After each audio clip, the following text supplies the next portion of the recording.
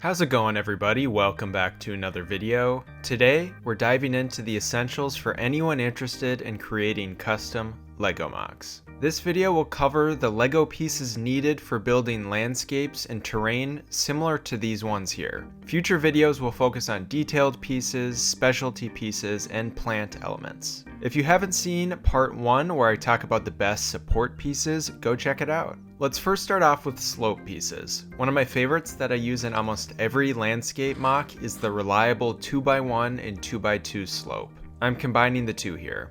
These pieces are great for really any type of landscape or terrain. They are an older piece, so they come in like every color. Most of the bricks on this list are fairly cheap on Bricklink, and you can sometimes find them on pick-a-brick walls. I have some of my recent MOCs here as a reference so you can see how I used them. Next is a small but very useful piece, the 1x1 by 2/3 slope, otherwise known as the cheese slope. This piece is great for the finer details of your terrain. It's perfect for those small little angles you need or for blending your landscapes. Again, here you can see how I like to use them in my MOCs.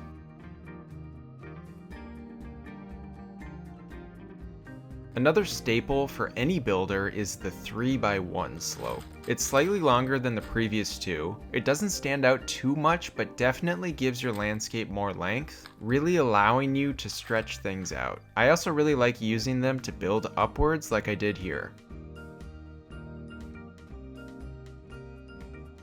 Another piece which I use so much is the curved 2x1 by 2/3 slope.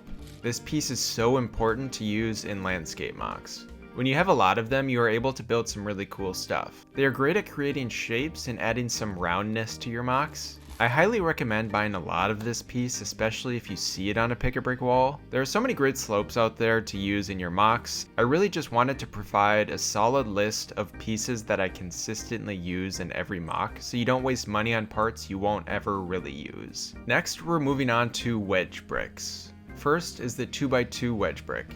This is a piece where you don't need a ton of them for them to be effective. They're perfect for when you have a weird angle in your terrain that needs to be filled or a sharp turn. It's such a unique piece, and when used correctly can really enhance your MOC. Here you can see how I effectively used them. The next piece is the 2x1 by 2/3 right and left piece. Some wedge bricks and plates have a right and left side, so that's important to keep in mind when buying some of these. This is another fun piece to add some subtle angles to your MOCs.